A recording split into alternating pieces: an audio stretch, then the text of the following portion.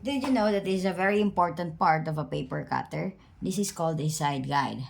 So, I'm gonna show you here and how you're gonna use this for you to easily cut these bulk of papers equally.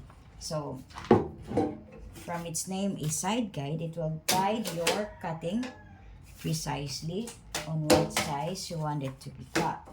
So, para hindi na palaging fino-fold or hinahanap yung crease line ng cuts ninyo or yung desired cuts ninyo, this side guide will help you do the magic.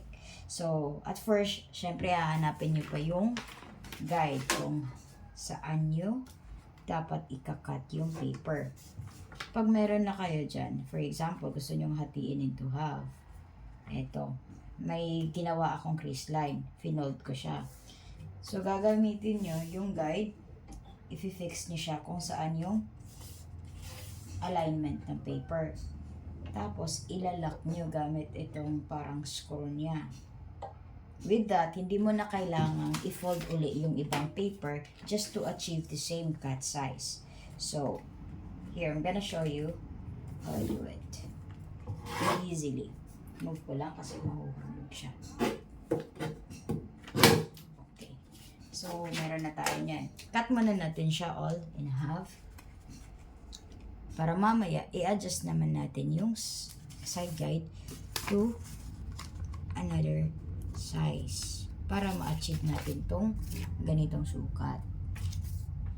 So, ito, continuous na tayo. Hindi na tayo magpo-fold. Kasi meron na tayong guide. Yan.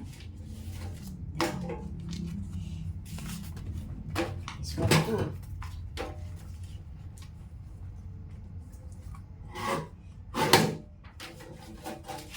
Just like before, di ko din alam paano siya gamitin. Para saan yan. Hindi ko nga yan ginagamit. Inaalis ko kasi nakakasagapan siya. Later did I realize na ganito pala ka-importante ito. So easy. So I'm cutting 100 pieces flyers for promotional advertisement kasi mag-open yung store ng client natin. So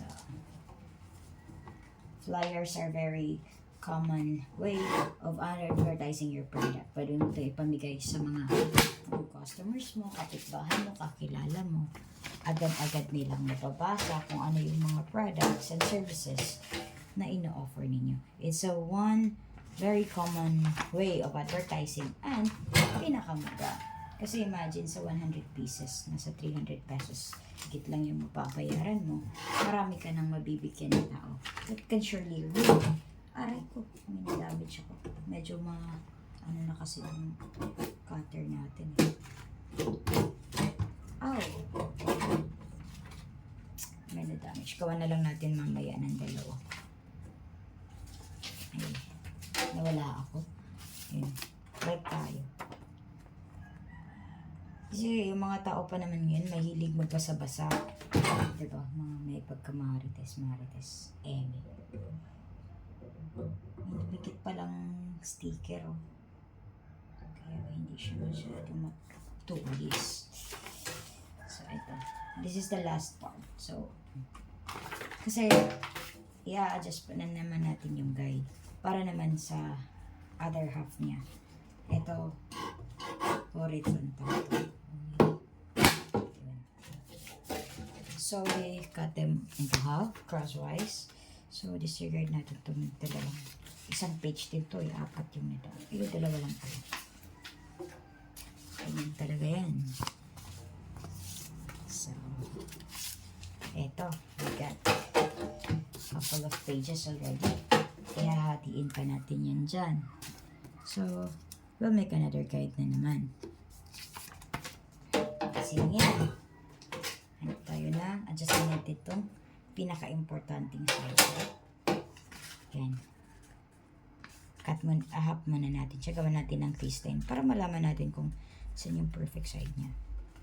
At dito natin siya i-align. Tapos, i-adjust na natin yung side guide natin. Lock. And we're ready to cut. Yun. Yun, tuloy-tuloy lang.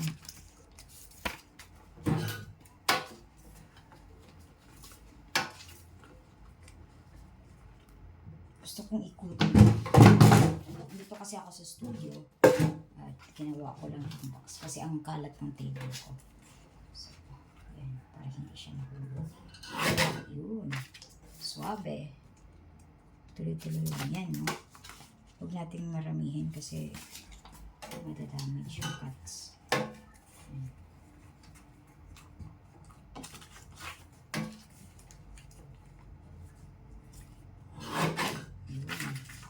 Sumasabay nga siya kasi may parang adhesive na nakat ako dito. First varm with the sticker yata. Sumasabay siya. Gawa na ng video. Sige na, basta tapusin ko itong ganito.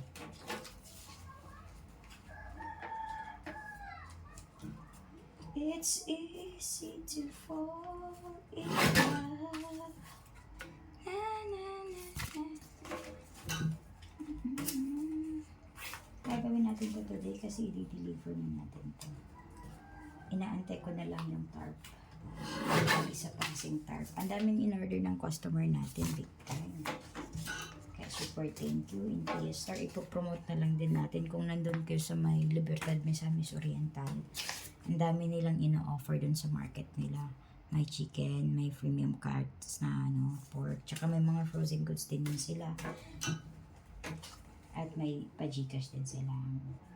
Cash in, cash out. Ano po ba yung ina-offer nila? Marami. So, dito yung mga contact details nila. Yung location po pala ng studio natin at saka ng page shop, iisa lang.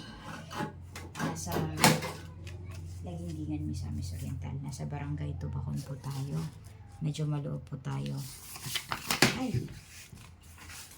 Pero thankful po tayo kasi kahit nasa looban lang yung location natin, may mga nakaka-order pa rin kahit pa paano. Thank you po. Last set. Cut din natin yung may damage kasi magagamit po yung dalawa dun. Mahabal pa nga natin yung ito. Cut natin ito. Kasi magagamit pa. Ito yung, okay pa lang naman dito. Nakikita pa din yung number. Ayusin ko lang yung cut. Sayang din naman. Yan. Nababasa pa din naman. May cut lang siyang konti. Bigyan na lang natin ng extra. Kasi ang dami namang ginawa niya. Pinagawa. Kaya ito na.